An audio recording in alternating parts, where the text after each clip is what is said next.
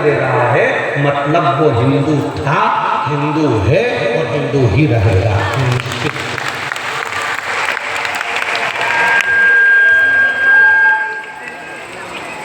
क्या होता है?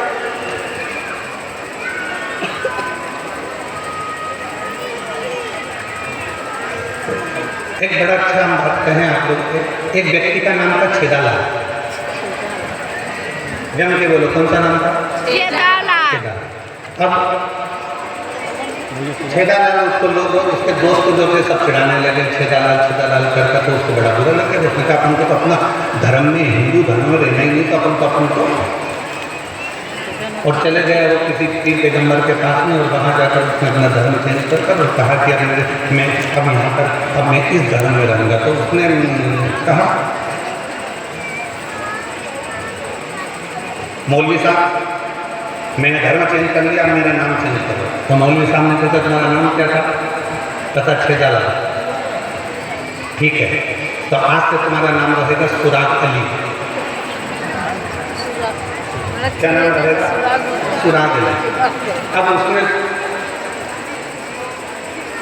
अंतर कुछ आया, अब नाम क्या हो गया? पहले था छेदालाल, अब हो गया सुराग अली। अब उसको लोग सुराग अली सुराग करते, तो उसने फिर मन में सोचा मुझे तो रहना ही नहीं इस धर्म में, अब मैं धर्म चेंज कर। अब पहुंच गया किसी चर्च के अंदर, और वहाँ जाकर पादरी से कहा कि अब मुझे धर्म चेंज करना है और मैं इस धर्म में आ गया, मेरा नाम चेंज करो। सोचा तुम्हारा पुराना नाम क्या था? तो कहा पहले मेरा नाम था छेदालाल, फिर मैं दूसरा धर्म में गया तो बन गया जम के लोग सुराग अली। अब कहा कि एक काम करो, तुम्हारा नाम अगर चेंज करना है तो मिस्टर होल।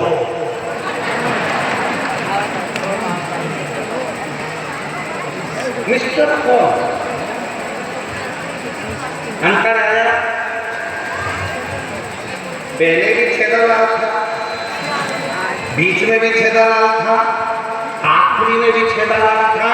उसी तरह भारत की भूमि पर चाहे कोई भी धर्म का व्यक्ति रहता हो, कोई भी तरह का व्यक्ति रहता हो, वो भले कह दे कि हम ये हैं, वो कहे वो हम ये हैं, पर भारत की भूमि पर उसके जो दादा परदादा थे वो छेदालाल ही थे, मतलब जो थे वो हिंदू ही थे, वो सनातनी ही थे। भले वो चेंज कर लो, उससे कोई फर्क नहीं, जो था उसको बदल नहीं।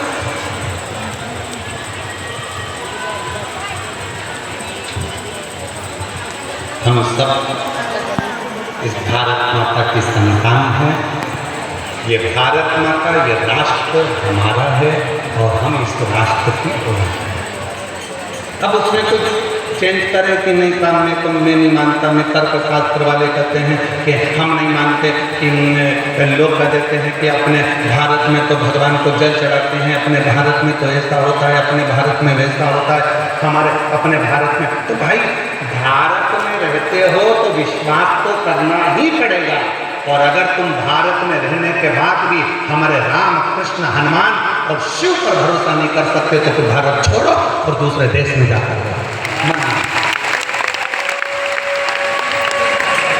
भारत में रहना है तो राम कहना पड़ेगा, भारत में रहना है तो एक लोटा जल चढ़ाना पड़ेगा, और भारत में रहना है तो हर हर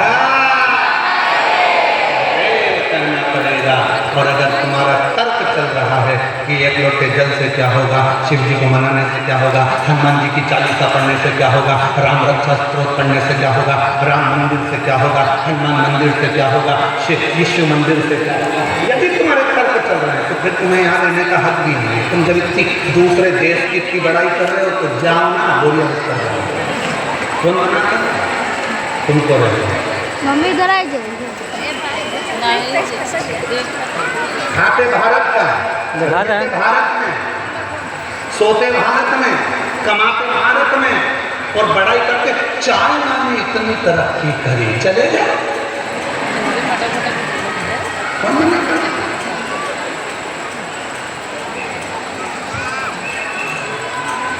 हर चंदन है इस देश की माटी, तपोभूमि हर ग्राम है, हर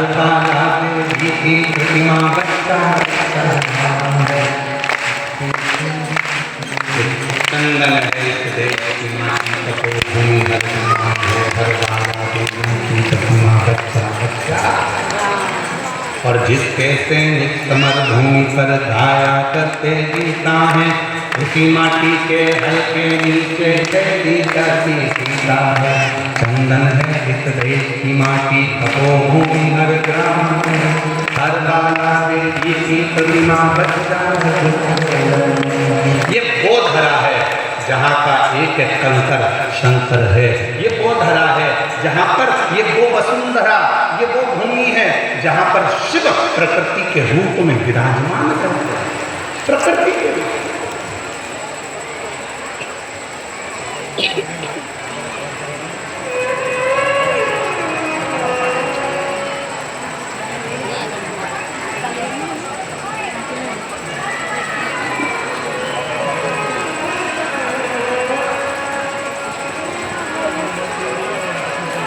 छोटू भाई, कल एक प्रश्न आया था, पत्र ज़्यादा है इसलिए हम उसको निकाल नहीं पाएंगे। उस प्रश्न में उन्होंने प्रश्न किया था कि शंकर भगवान ने सबसे पहले क्या दिया।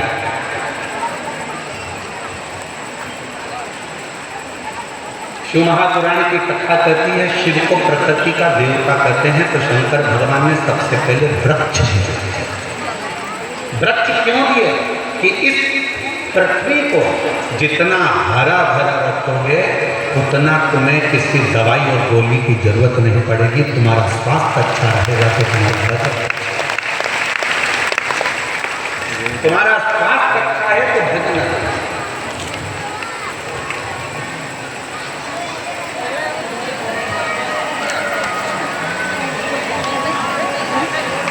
उठाओ। शास्त्र हमारे शंकर भगवान ने क्या दिया? ब्रह्मा जी ने जब विश्वास नहीं करा तो ब्रह्मा जी ने जब गौ माता को लेकर आए, उसने झूठ बोल दिया, केतकी के पुष्प ने झूठ बोल दिया, ब्रह्मा जी ने झूठ बोल दिया, तो भगवान शंकर भगवान ने काल भैरव को प्रकट कर कर ब्रह्मा जी का शीश कटा और कटा हुआ शीश लुढ़कता गया, लुढ़कता। फिर भगवान विष्णु ने कहा कि इस शीश का क्या है? भगवान शंकर ने कहा तुम चिंता मत करो, मैं इसको वृक्ष बना दो। इस पृथ्वी पर सबसे पहला वृक्षारोपण अगर किसी ने करा तो मेरे देव अधिदेव महादेव ने वट वृक्ष का रोपण किया।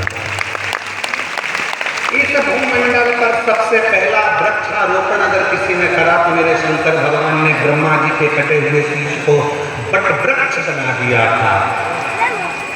और दूसरी बार फिर मेरे शंकर भगवान ने जब लक्ष्मी जी ने साधना करी तो पार्वती के प्रतिबिंब स्वरूप, लक्ष्मी जी के प्रतिबिंब स्वरूप उनको बेलपत्री का वृक्ष बना दिया।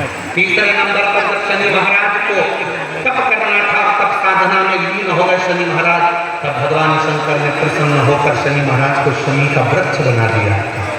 चौथे नंबर पर जब माता पार्वती के मन में भाव आया कि मैं यहाँ अकेली दूंगी काशी में, तब भगवान ने अशोक का वृक्ष प्रकट कर कर उसमें से अशोक सुंदरी को प्रकट कर दिया था। चौथा वृक्ष भी मेरे शिव जी ने लगाया।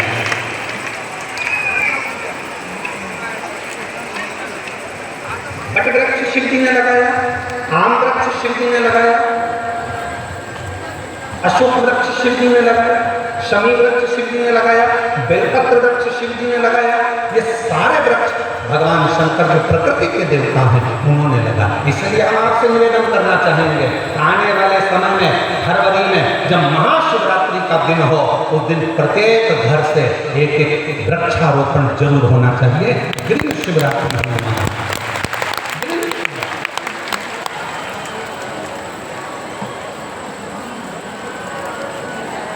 किसी ने कहा कि हम पेड़ लगाएंगे तो मालूम पड़े हमारे पास में अगर बेलपत्री का पौधा नहीं हो तो हम क्या दूसरा लगा सकते हैं? बिल्कुल आप लगा सकते हैं। जो पौधा तुम्हें मिले वो तुम्हें रोपित करना है।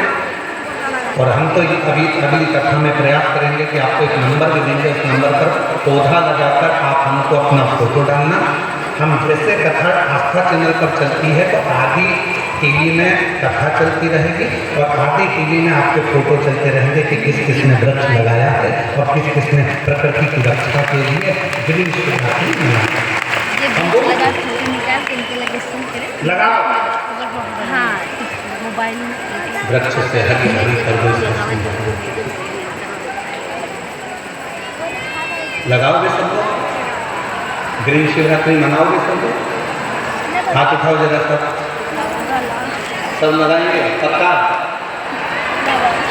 और अकेले नहीं लगाना, अपनी अड़ोसन पड़ोसन और पीछे वाली धड़ोसन उसको भी करना है कि एक पेड़ जरूर लगाना।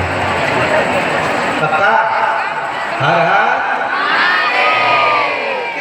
शिवरात्रि को अभी आने वाले महीने में शिवरात्रि को ग्रीन शिवरात्रि पूरी वसुंधरा को हरी भरी कर दीजिए। हर जगह आनंद हो, प्रकृति पूरी खुश हो, सुगंधित हो, आनंदित हो। कितना